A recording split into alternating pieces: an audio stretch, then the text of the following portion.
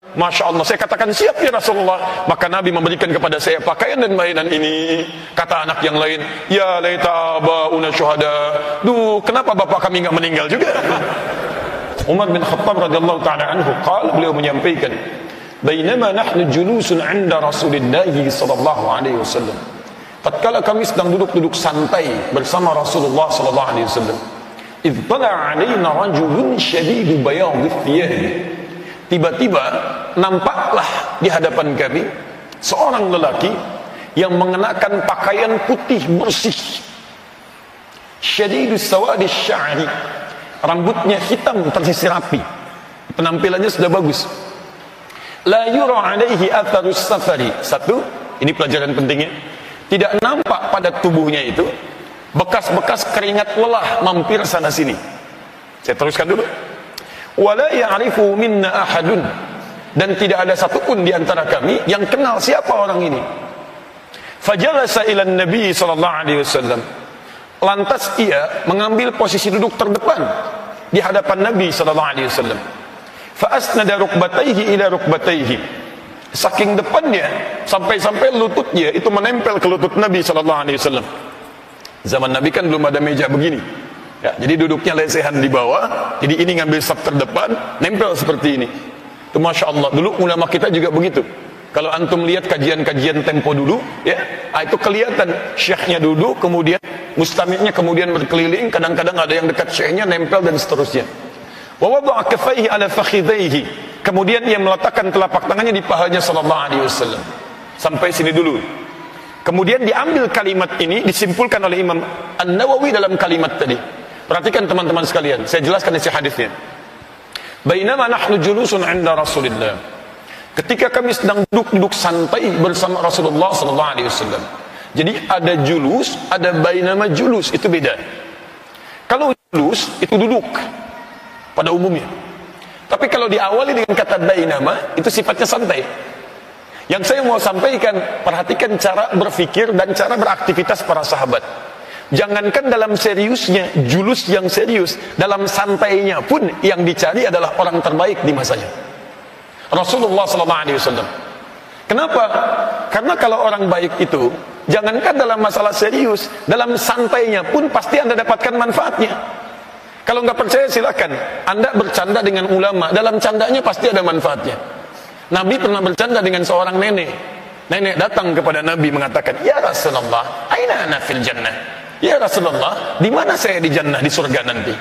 Kata Nabi, ma kunti fil jannah. Kamu nggak ada di surga. Si neneknya bingung. Wah, saya sudah beramal sampai jadi nenek-nenek, kemudian saya nggak bisa masuk surga. Baik, dari situ dia kemudian termenung, kemudian sendu rasanya dan meninggalkan Nabi SAW dalam keadaan bersedih, hazin. Tiba-tiba di jalan bertemu dengan Umar radhiyallahu ta'ala anhu. Kata Umar, mabiki, kenapa anda? Kata nenek ini, jitun Nabi sallallahu alaihi wasallam fasaltuhu. Saya bertanya kepada beliau, aina ana fil jannah? Di mana saya di surga? Kata Nabi, ma kunti fil jannah. Saya tidak ada di surga. Saya sudah beribadah, berikhtiar, tapi Nabi mengatakan saya tidak di surga. Bagaimana nasib saya? Umar tertawa. Begitu tertawa, kata si nenek, kamu kenapa ikut-ikutan? Kenapa kamu tertawa? Bahasa kita. Kata Umar, laqad sadaqa Nabi sallallahu alaihi wasallam. Benar kata Nabi sallallahu alaihi wasallam. Benar. Di surga tidak akan pernah ada nenek-nenek, karena setiap yang tua akan kembali ke dalam keadaan mudanya.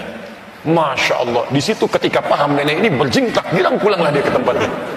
Anda bisa bayangkan, ada banyak canda Nabi SAW yang sangat berfaedah. Ada yang mengumpulkan 156 canda Nabi SAW. Ada canda Nabi dengan para sahabat, ada canda Nabi dengan anak kecil. Anak kecil sedang bermain air, tiba-tiba Nabi ngambil sebagian airnya, lalu ditiupkan kepada mereka. Mereka tertawa bersama. Ada candanya dengan beberapa anak para syuhada. Nabi ketika berjalan tiba-tiba melihat seorang anak, teman-teman, ditinggalkan oleh ayahnya untuk selamanya ketika ayahnya berjuang. Kemudian jadilah dia kekurangan dalam hidupnya. Dia malu bermain dengan teman-teman yang lainnya. Apa yang terjadi? Dia diam saja. Yang lain bermain gembira karena pakaiannya bagus, mainannya baru dan sebagainya. Tiba-tiba kelihatan oleh Nabi. Kata Nabi, ya gulam, ma bika lima lam tusyarik fil mal'ab. Kenapa engkau tidak bergabung untuk bermain dengan teman-teman yang lain? Kata anak ini, saya malu ya Rasulullah, pakaian saya begini, mainan saya tidak ada. Masya Allah. Kata Nabi, Nabi tahu situasinya. Lihat kalimatnya. ataraba an takuna Muhammadun aban laka wa Fatimah az-Zahra ukhtan laka wal Hasan al-Husain akhan laka. Apakah engkau rela mulai saat ini Muhammad sallallahu alaihi wasallam akan jadi bapak yang merawatmu, Fatimah akan jadi saudarimu, dan Al-Hasan wal Husain akan jadi saudaramu? Maka anak ini langsung gembira pada saat itu mengatakan, bala ya Rasulullah, ya Rasulullah, saya bahagia. Maka ketika dia mengatakan siap ya Rasulullah, Nabi kemudian memberikan pakaian terbaiknya, mainan terbaiknya, bergabunglah dengan anak-anak itu dan bermain, kata Nabi. Ketika anak itu datang kemudian ke perkumpulan teman-temannya, ini kisah nyata, belajarlah teman-teman dari kisah-kisah orang terdahulu, banyak menginspirasi kehidupan kita. Begitu bergabung dengan teman-temannya, melihat lebih baru mainannya dan lebih bagus pakaiannya. Kata anak-anak itu, kok kamu jadi lebih bagus, dari mana dapatnya? Dikisahkanlah seperti semula. Tadi Nabi datang kepada saya mengatakan, maukah Muhammad SAW jadi bapak yang merawatmu, Fatimah jadi saudarimu, Al-Hasan dan Al-Husain jadi saudara-saudaramu? Masya Allah, saya katakan siap ya Rasulullah. Maka Nabi memberikan kepada saya pakaian dan mainan ini. Kata anak yang lain, ya laita abauna syuhada, duh kenapa bapak kami nggak meninggal juga? Masya Allah. Itu teman-teman, jadi indah suasananya. Bergaul dengan orang baik. Antum kalau bekerja, cari orang baik di pekerjaan antum, maka antum akan terbawa kebaikannya. Kalau sekolah, cari orang-orang baik, tempatkan di tempat orang-orang baik. Maka setiap bukan pengajaran di kelasnya saja, guru yang baik jalannya akan baik, guru yang baik bicaranya akan baik, guru yang baik candanya akan baik. Jangankan situasi seriusnya, dalam candanya pun Anda akan dapat faidahnya. Itu poinnya. Itu manhaj para sahabat terdahulu. Kemudian apa hubungannya dengan ini? Ketika mereka sedang duduk mengambil faidah dari Nabi, santai seperti itu, tiba-tiba kelihatan datang seseorang. Tidak diketahui dari mana datang, tiba-tiba sudah ada saja. Kata para sahabat, la ya'rifu minna ahadun. Tidak satupun dari kami kenal siapa dia. Ini maksudnya di majlis ta'lim itu Anda bisa melihat situasi-situasi yang menghadirkan kualitas. Kalau misal, mohon maaf, tidak harus Anda datang ke tempat yang selalu Anda kenal. Misal Anda tinggal di Bekasi, datang ke majlis ilmu di Al-Azhar, bagus, alhamdulillah. Tapi satu saat misalnya Anda dengar, oh ada taklim bagus misalnya di Jakarta, atau bahkan misalnya mohon maaf agak sedikit menjauh, ada yang di Bandung, ada ke Palembang, ada di Riau, ada di macam-macam, dan sempat Anda datang ke situ dan bisa menepikan kegiatan lain, boleh, silakan.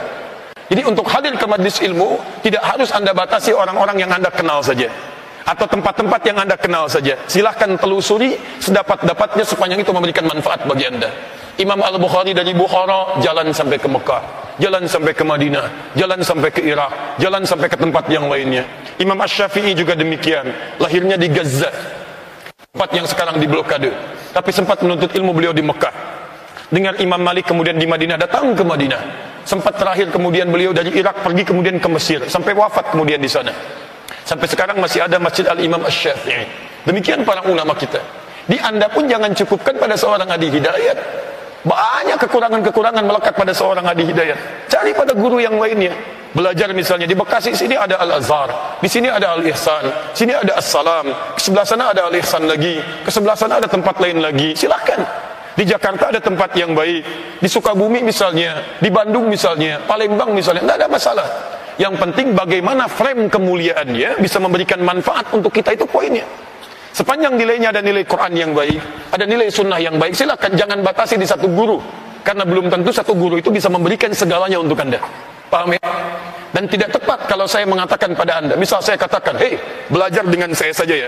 Kalau belajar dengan guru lain, nanti bisa aneh penyimpangannya. Kalau belajar dengan guru lain, nanti bisa berubah keyakinan kita. Tidak tepat. Ukurannya sunnah, ukurannya Quran, ukurannya ketentuan yang diterangkan oleh para ulama. Jika semua terpenuhi, maka ambil faidahnya. Justru kalau Anda terfokus ke satu guru saja, satu, wawasan Anda tidak akan meluas. Yang kedua, kalau guru itu salah, tidak akan ada peluang untuk meluruskannya. Paham ya? Baik, kembalikan ke sini.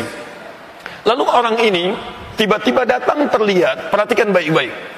Kata Imam An-Nawawi, datanglah Anda dengan persiapan-persiapan maksimal untuk fokus dan menepikan segala sebab-sebab yang membuat kita tidak maksimal dalam belajar. Apa diantaranya? Hadis tadi mengatakan orang ini datang dengan penampilan yang siap untuk belajar. Bajunya bagus, baju untuk belajar. Dia Anda bayangkan ya, dulu Dari faidah hadis ini, para ulama kita sejak jadi penuntut ilmu itu sudah punya baju-baju khusus bahkan untuk belajar. Anda bisa bayangkan. Antum kenal Imam Malik? Oh, yuk kenal. Imam Malik, Imam Asy-Syafi'i, Imam Abu Hanifah, Imam Ahmad bin Hanbal. Teman-teman, Imam Malik itu jangankan dalam setiap thalabul ilminya, bahkan jadi kebiasaan saat akan mengajarnya. Setiap akan mengajar sudah punya pakaian khusus untuk mengajar. Kok seperti mewah, bagus gitu. Padahal kesehariannya biasa. Tapi begitu akan mengajar, itu punya pakaian khusus. Ditanya sama muridnya, "Ya Syekh, kenapa Anda selalu tampil luar biasa saat mengajar dengan pakaian-pakaian yang indah?" Kata Imam Malik, "Saya saat mengajar hadis, saya mengenakan pakaian-pakaian terbaik untuk menghormati hadis-hadis Nabi sallallahu alaihi wasallam." Anda bisa bayangkan kecintaannya kepada Nabi sallallahu alaihi wasallam menjadikan hadis Nabi sebagai perhatian yang paling utama. Saya ingin mendapatkan perkataan teman saya saja, saya menghadap pimpinan saya saja mengenakan pakaian terbaik. Kenapa ketika saya akan menyampaikan hadis-hadis